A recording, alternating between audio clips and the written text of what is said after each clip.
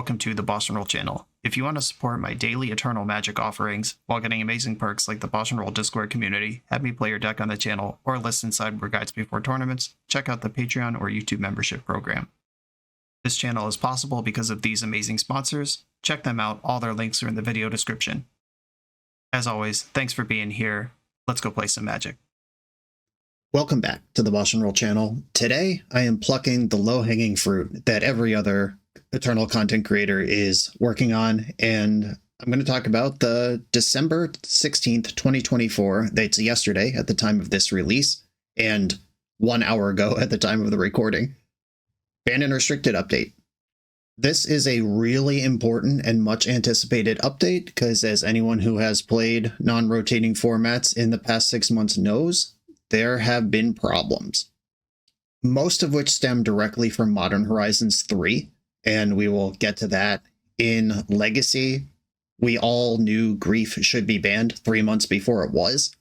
The 3 months where they didn't ban Grief meant Psychic Frog was legal 3 months longer than it should have been, because we all knew Grief was a problem, then we all knew Psychic Frog was a problem, but Grief was legal for an extra ban cycle, and they didn't want to ban 2 cards at once because they thought banning Grief would check Psychic Frog, which was nowhere ever going to be the solution to that problem. And then we ended up with Psychic Frog. We all knew this was coming.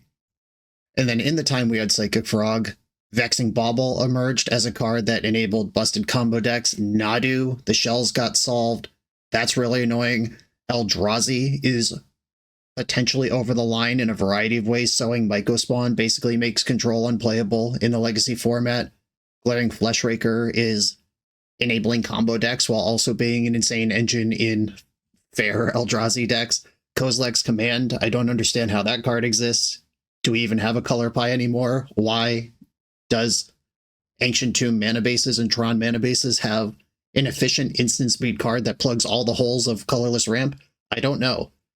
Lots of problems. Meanwhile, Modern is even worse. Like, Legacy was annoying, it had some problems, but there were like 6 to 10 decks you could justify. None of them were control. None of them were mid-range. They all had combo kills or some sort of like turn 1 Blood Moon style effect to justify playing them. Legacy was really fast and really unhealthy, but there were a spread of decks you could play. Modern has been pretty close to unplayable for quite some time now. The One Ring, legal much longer than it should have been. It was in 60% of decks leading up to this announcement.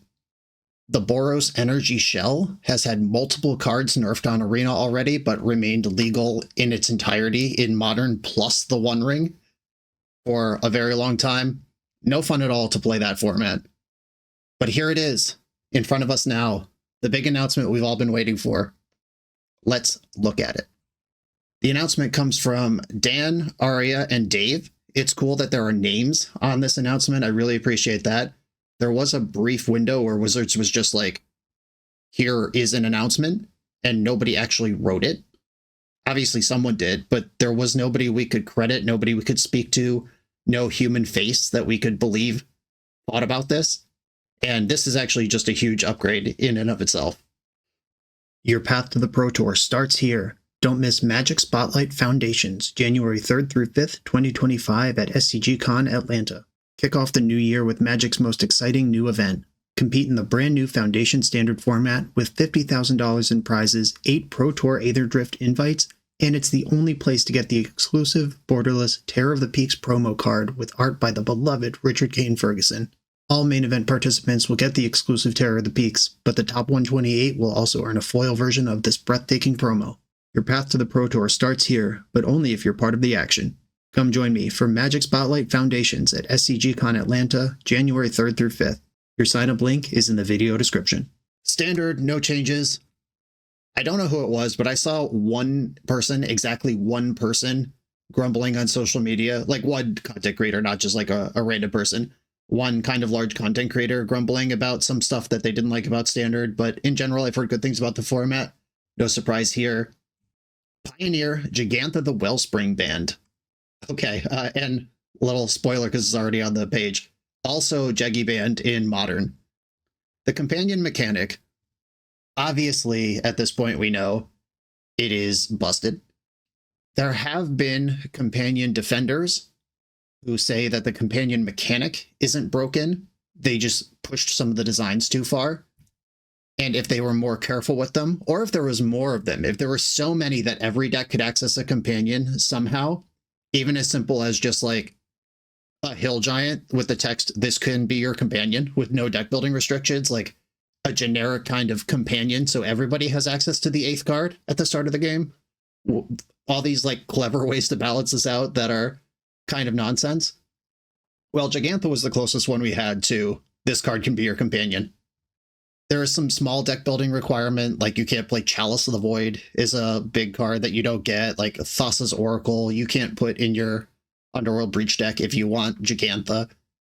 Fire Ice is actually a really funny one because there's technically a repeating mana cost because the blue and 1 and the red and 1 on the 2 split halves of Fire Ice disqualify from Jeggy decks that would have played it otherwise. So there's a little bit of restriction to Gigantha, but this is as close to here's a big vanilla creature that you can play as your companion at a very low cost. And now this is banned in 2 non-rotating formats. 8 mana, 5/5, too good if it starts in your opening hand.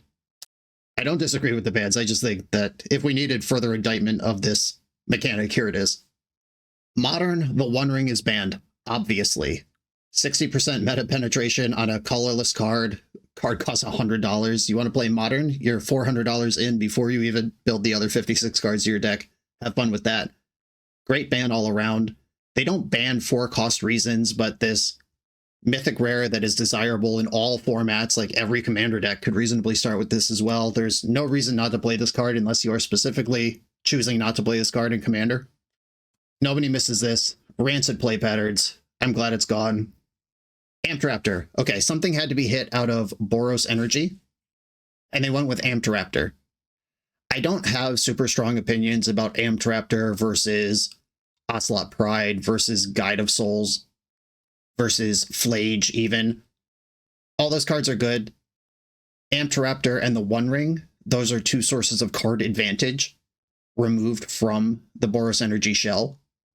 And I guess Amptraptor is like the highest high roll, the highest feel bad outside of just the One Ring resolving that the deck offered. You could play around like Fatal Push can break up Ocelot Pride plus Guide of Souls, but Fatal Pushing an Amptraptor that also shit out a Guide of Souls or an Ocelot Pride, you're still behind that exchange, so I get it. Something had to go, and it went. Jeggy banned here as well. Was also in the Boros Energy shell, but I don't know how important that was to this decision. Now the real exciting stuff.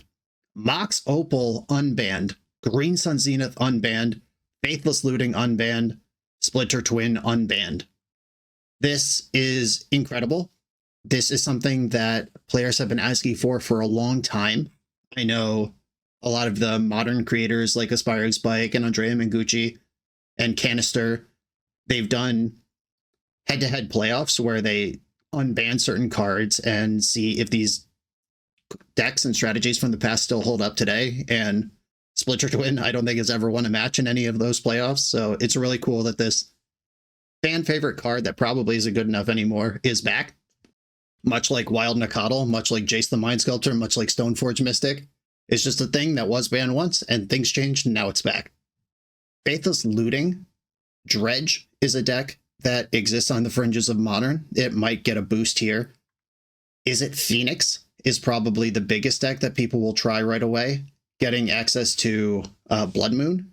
Both Splinter Twin decks and Phoenix decks could play Blood Moon, which is really good against Eldrazi and Tron style stuff, which is popular in the format.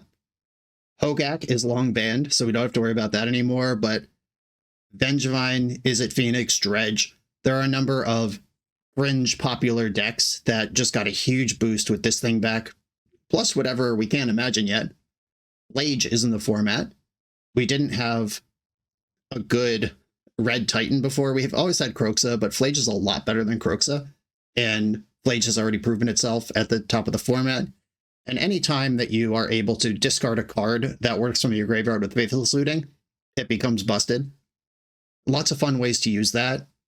We could even have something like Mardu Splinter Twin using Village Bellringer and Flage, and then it plays Faithless Looting and Splinter Twin. These things could happen.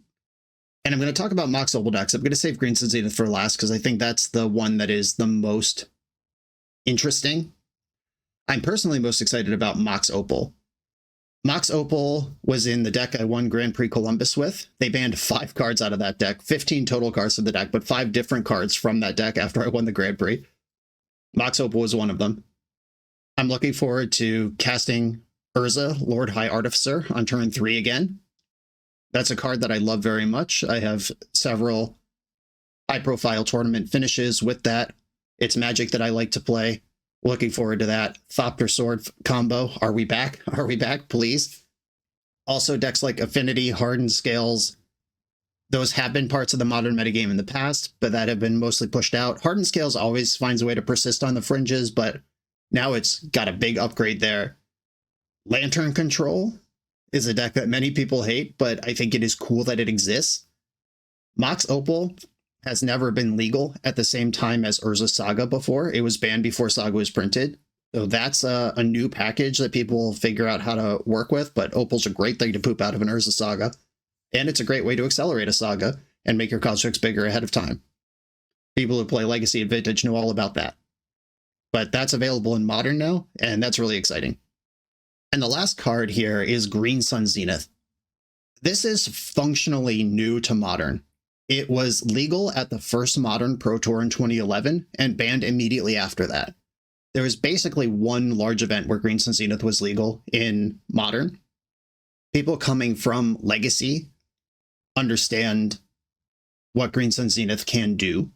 The obvious interaction is Dryad Arbor, a card that is legal in Modern as well. Just gives you a mana dork, let you cash in your Zenith on turn 1 for a jump, and then it could start putting together packages like Devoted Druid or Heritage Druid.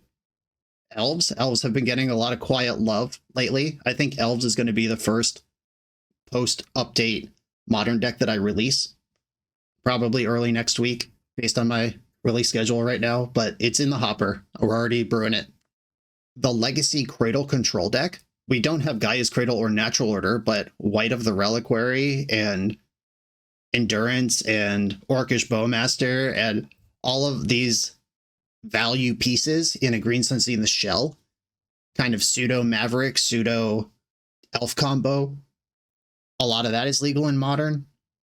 I've seen a lot of people concerned that this is going to send Amulet Titan into the sun, but Amulet Titan has a lot of these tools already. I don't think Green Sun Zenith is the thing that's going to send it out of bounds. And if it is, I don't think Green Sun Zenith is the problem with Amulet Titan. Amulet Titan has remained tier 1.5 through many bans targeting it, as well as shaking up the format. It's taken on many forms. I don't think Zenith is going to materially change what is powerful and important about Amulet Titan in the metagame. But Dryad of the Elysian Grove and Primeval Titan are certainly things you could get with a Zenith. I'm very excited about this. 3 hits from just the worst deck that nobody ever enjoyed playing with or against, and then 4 exciting new things to play. And importantly, all of these unbans don't just feed into what's good already. The top of the format right now was the Boros Energy Shell, Dimir Frogtide. Dimir Frogtide remains untouched. It's just like a fair deck that could put up a fight. And now all of these things, like Frogtide doesn't pick these up. None of these replace the things that were lost out of Boros Energy. Zenith might go into a Zoo kind of deck, but does 5-color Zoo actually want this? Faithless Looting doesn't slot in anything that's already winning. Opal is going to spawn new archetypes or return old archetypes. Splinter Twin is its own thing. This is going to open up the metagame a lot to fun new things to explore. This video is sponsored by Moxfield.com, the easiest way to build Magic decks online. Moxfield supports over 30 formats, including Legacy and everything else you'll see on this channel. There's multiple customizations so you can interact with your deck how you want. Views such as text, grid, or stacks, and groupings like type, subtype, color, color identity, even artist. The site offers light mode, dark mode, and so much more. However you want to see your deck, Moxfield can provide it for you. Follow my Moxfield to keep up with the channel and what I'm playing in paper. I'll see you there. There are a lot of words here written by Dan Musser about all of the things they did in Modern. I'm not going to read them all for this video. I'm going to try to spend more time on Legacy than this. Basically, they banned Nadu, but things haven't gotten much better. The day Nadu was banned, I was already tweeting memes about what we're going to do about Boros Energy, a deck that was competing with Nadu when Nadu was legal, and then nothing happened except the deck that dumpstered it got banned. So no surprise there. Something really important here, though, this paragraph acknowledging that the players having fun is necessary, which is something that I've heard Aaron Forsyth and Gavin Verhey talk about as well in the past. There are different levers they could pull or different things they can measure, one of which is actual win rates, data, numbers, and the other is community sentiment, where if a format is balanced but sucks, that doesn't matter. If a format is a lot of fun but completely busted, but people seem cool with it, maybe they'll leave it alone for a little while. So it's not just win rates and numbers that they measure things on. And this is really important point here made again by Dan. Here, Dan calls out that Modern Horizon sets have made a sizable impact on Modern. Yep, rotating the format every 2 years, for sure. I would say that's a sizable impact. Cool. But acknowledging that things are different now, rules of engagement are different now, and a bunch of cards are going to be unbanned. One Ring's busted, we knew that. Here's where they talk about what they could have hit out of Boros Energy, and basically many of the things that I said earlier, but they decided on Amped Raptor because this is the card that is unique to Boros Energy. It just doesn't go anywhere else, where you could conceivably put Guide of Souls into a Soul Sisters deck, or a Johnny into something else, or Flage into something else. That makes sense. Jeggy was reducing competitive or card slot options. If you just make a couple swaps of deck building to avoid double costs, you get access to the 5/5, and they think that's not interesting. Jeggy was 40% of all modern decks. Yep, sounds like a reasonable thing to get rid of.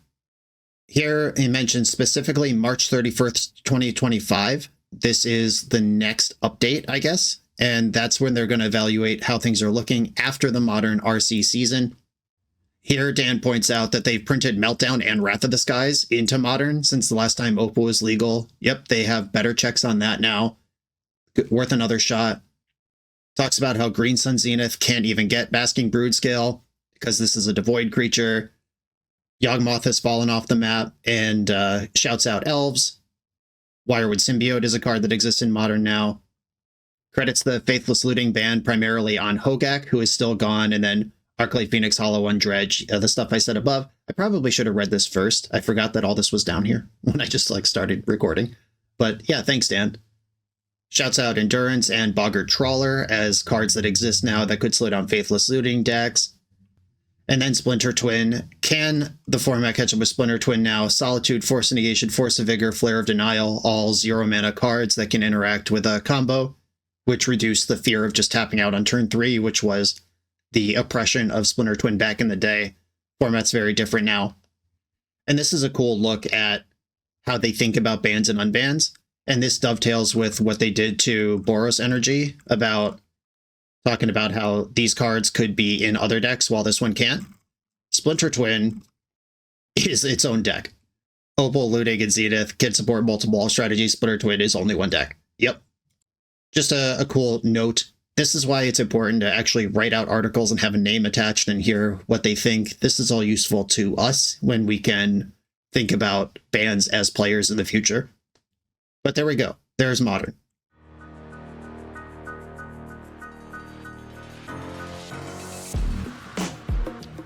The BoshNRoll channel is proudly partnered with the Resleevables. Good. All right, here we go, gang. In this YouTube series, hosts Cedric Phillips and Patrick Sullivan take us on a set-by-set journey through the good, the bad, and the ugly of Magic's history. Each episode is a focused deep dive into the facts about a set's design and release, the Magic lore expressed through the cards in that set, Tournament Edition gameplay videos featuring products and Pro Tour decks of the era, an award show that shouts out the best and weirdest cards of the set, and a final grade for the set's overall success. Whether you want a history lesson or a nostalgia hit, The Receivables has it at youtube.com/TheReceivables. Now the big one for us, for the BoshNRoll channel. Legacy. Psychic Frog is banned, Vexing Bauble is banned.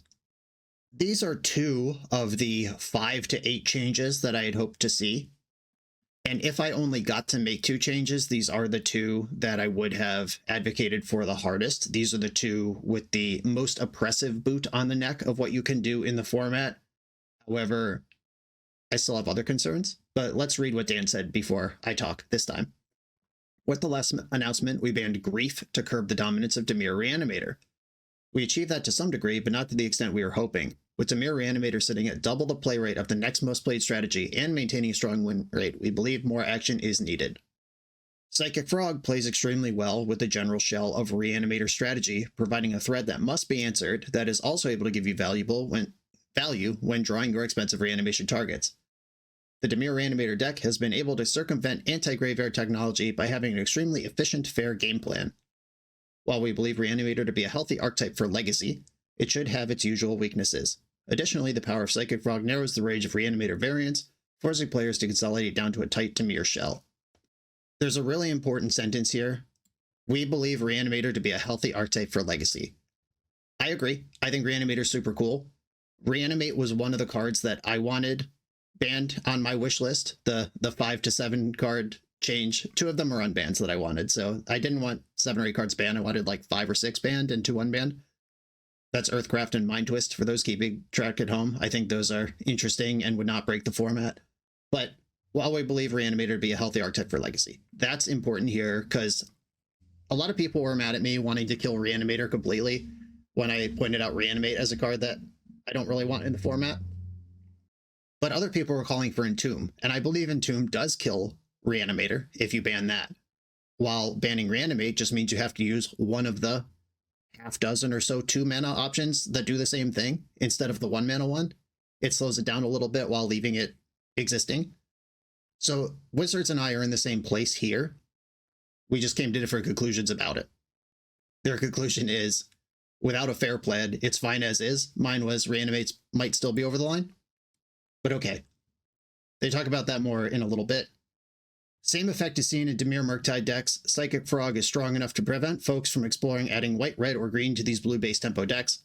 To increase the diversity among existing archetypes while not completely removing them from the format, Psychic Frog is banned. This is another important look at philosophy specifically, and it goes back to banning Amped Raptor over something like Guide of Souls. They want more decks, not fewer decks, and Psychic Frog has firmly just planted the Wasteland Days tempo shell in Dimir, and there's not really a reason to explore other things. You could go Grixis, you could go Esper, but you're going to have blue and black at there, full stop. Like, forget about a Stoneforge Mystic variant, forget about forget about Tarmogoyf or Hooting Mandrills or whatever it is you're doing in green. They're just not even worth thinking about if Psychic Frog exists. And that does open up the range of what you could do with that shell. Here's where they go into what I was saying about Entomb and Reanimate. In addition to discussing Psychic Frog, we went over other cards we could ban to reduce the strength of Dimir Reanimator, specifically Entomb and Reanimate. Those are the 2 that you would discuss if you wanted to hit Reanimator. It's our belief that removing either would not solve the issue of Dimir Reanimator having a solid, fair game plan. I agree. I wanted Psychic Frog and Reanimate, not or Reanimate. As the deck leans on the threat of Psychic Frog when folks are packing Graveyard Hate. Okay, yeah, we agree. Also, it is possible that the removal of either Entomb or Reanimate could be too strong a blow to Reanimator strategies, removing them from the metagame completely. Okay, this is what other folks were worried about. This is why I never wanted to ban Entomb. Reanimate with Troll of Khazad-dûm, I think that's the piece here that brings Reanimate over the line where 3 years ago it was fine. Troll of Khazad-dûm is basically a polluted delta that turns on dead cards in your hand. And I would like that to happen for more mana than 1, but we'll see. Yes, banning Psychic Frog does knock out the most potent part of their fair plan. I agree completely. This had to happen. I just wanted both, not either or. And we'll see. I suspect people will start by just putting something like Orcish Bowmaster in the Psychic Frog slot and continuing to play Dimir Reanimator. I believe that deck is much slower and more reasonable because you don't have to answer a Bowmaster on turn 2 or else start losing the way you did versus Psychic Frog. Bowmaster is also not blue. Bowmaster doesn't discard Atraxa from your hand. That deck does get a lot worse here, and they have been steadily careful, light touch to Legacy. It's been a consistent position for the last several years of bans where if 3 or 4 cards would be reasonable to go, they just take 1 and they just do the bare minimum to make the format playable again rather than fully reset the health of it. And that might be because it's the biggest, or, short of Vintage, it's a very large non-rotating format that moves slowly and their timeline is less pressing than our timeline. Or they just have a lot of faith in the Legacy card pool to balance itself if they take the immediate, most egregious things out. But importantly, they have made it clear they like Reanimator being in Legacy, and I agree with that. We will see if Troll of Khazad-dûm continues to push Reanimate over the line in the next 3 months, and we'll see where we are. But I am happy with this change. One of the pillars of Legacy is free counter magic. It is the glue that holds the format together. When certain strategies can ignore this pillar at very little cost to their primary proactive game plan, the format can begin to fall apart quickly. Decks like Mystic Forge and Painter's Servant combo, other red Ancient Tomb decks, are happy to include a 1-mana artifact that can replace itself when it's no longer useful. While the inclusion of Vexing Bauble is a rather recent development in the Legacy metagame, it has proven to be successful and powerful, with a concerning win rate among decks that include multiple main deck copies of Vexing Bauble and its inherent strength against a pillar of the format. It has been banned in Legacy. Good.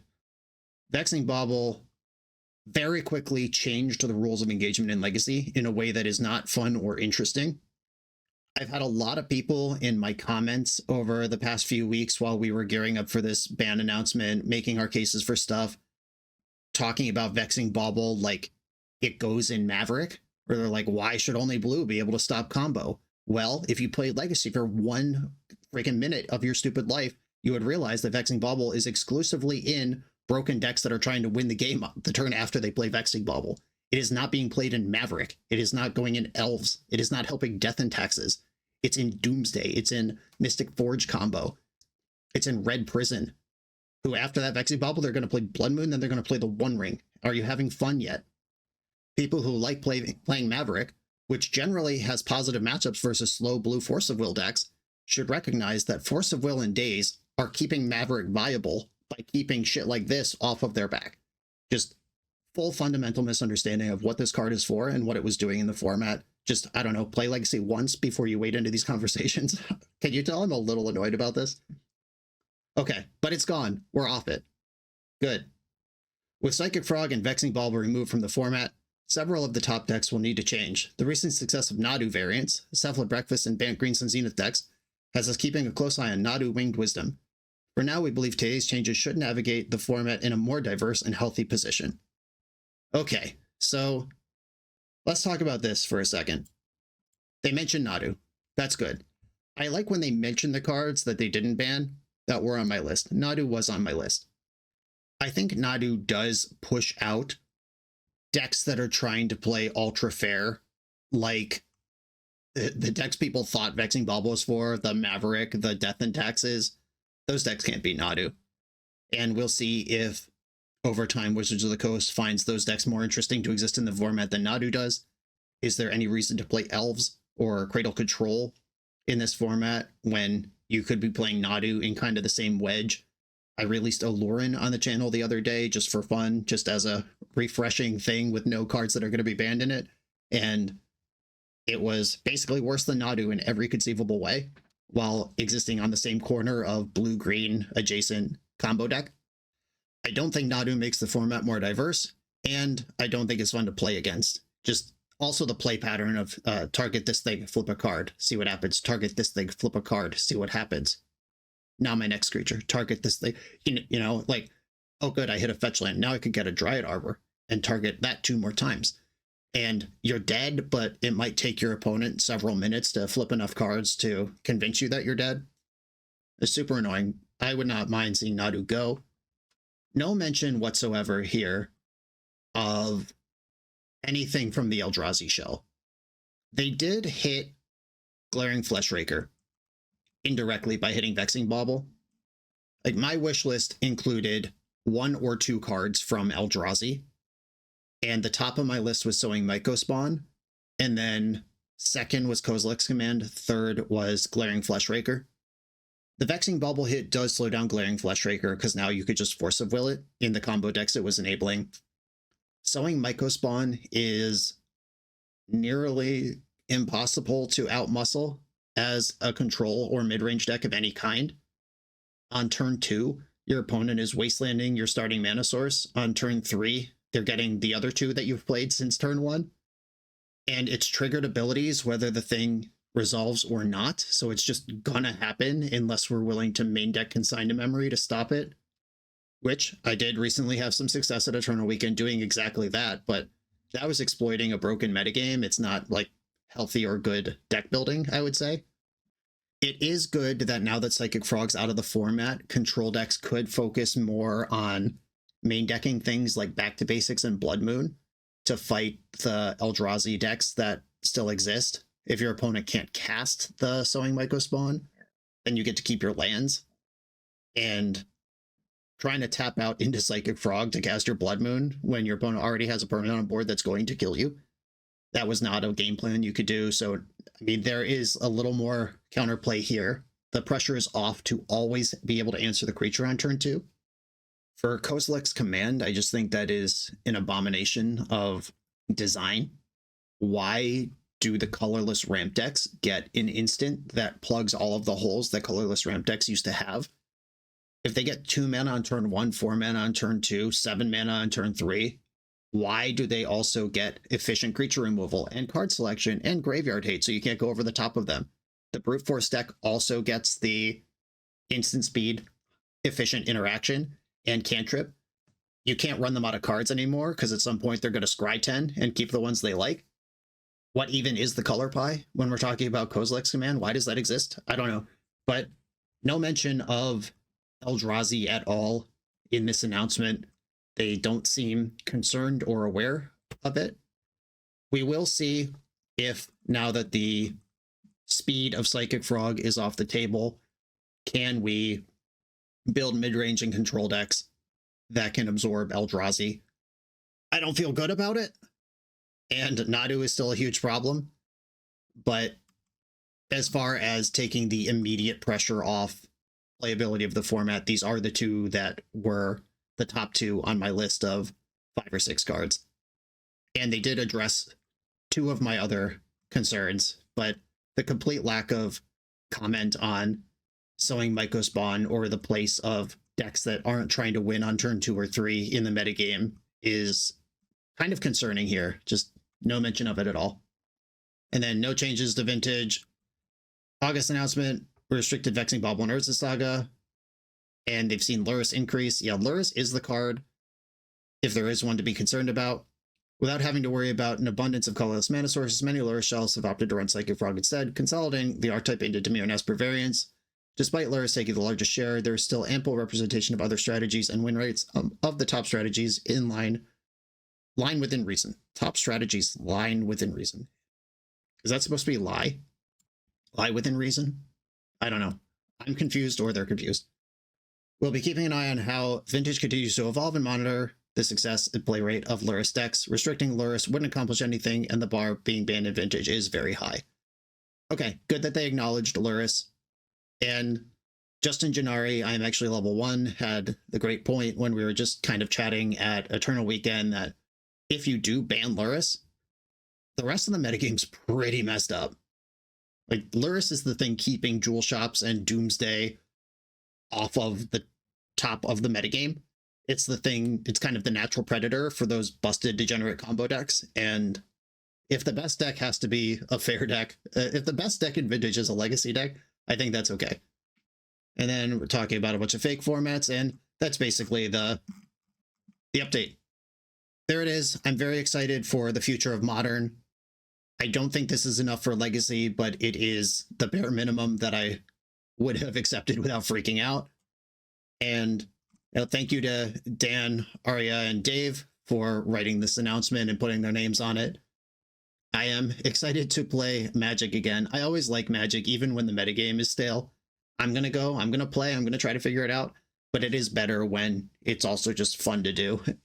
This is my job, but it shouldn't feel like a job, is what I'm saying. And this is inspired, this modern update, changing 7 cards. I hope someday in the future we see something like that for Legacy. I want to see this many lines in the Legacy update sometime in the future. I'm going to leave that there. If you want more thoughts and me bouncing ideas off other people, I am recording the Eternal Glory podcast, an emergency update that should be out later today. At the time of releasing this, we're recording it. I'm basically wrapping this video and then gonna go record the Eternal Glory podcast with Bryant and Phil. So this video is probably going to be like half an hour long. That'll be an hour and a half. So more thoughts from more people on the same topic.